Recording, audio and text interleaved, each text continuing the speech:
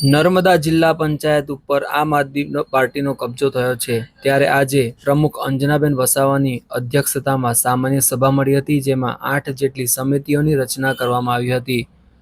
આ સમિતિની રચના કરાયા બાદ આદિવાસી સંસ્કૃતિ મુજબ પૂજા અર્ચના કરવામાં આવી હતી। આ તબક્કે ધારાસભ્ય ચૈતર વસાવાએ જણાવ્યું હતું કે સંકલન કરીને તમામ સભ્યો, તમામ અધિકારીઓને મળીને જિલ્લાને વિકાસ કરીને આગવું સ્થાન અપાવીશું, અસરકારક કામગીરી કરીને બતાવીશું તેમ જણાવ્યું હતું। આજે નર્મદા જિલ્લા પંચાયતમાં જિલ્લા સેવા સદન ખાતે જિલ્લા પંચાયતના પ્રમુખ શ્રી અંજનાબેનની અધ્યક્ષતામાં સામાન્ય સભા મળી અને આ સામાન્ય સભામાં 8 જેટલી સમિતિઓના અધ્યક્ષની વરણી કરવામાં આવી છે, જેમાં કારોબારી અધ્યક્ષ, શિક્ષણ અધ્યક્ષ, બાંધકામ સમિતિની તમામ કમિટીઓમાં અધ્યક્ષોની નિમણૂક કરવામાં આવી છે। ત્યારે અમે આમ આદમી પાર્ટીના શીર્ષ નેતૃત્વનો આજના પ્રસંગે આભાર વ્યક્ત કરીએ છીએ અને ખુશીની લાગણી અનુભવીએ છીએ। નર્મદા જિલ્લામાં અનેક પડકારો છે, જેમ કે આ વિસ્તાર નર્મદા જિલ્લાને અતિપછીત જિલ્લામાં ગણના થાય છે।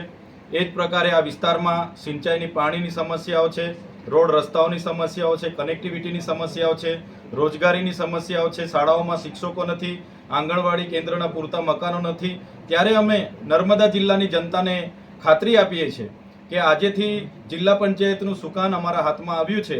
એ જ પ્રકારે 4 તાલુકામાં પણ અમારા પ્રમુખશ્રીઓના હાથમાં સુકાન છે। ત્યારે નર્મદા જિલ્લાના વહીવટી તંત્રને સાથે રાખીને તમામ અધિકારીઓ, પદાધિકારીઓ અને જનતાથી ત્રણેય પાંખ સાથે રહીને નર્મદા જિલ્લાને એક આગવું સ્થાન અપાવવા માટે અમે પ્રયાસ કરીશું।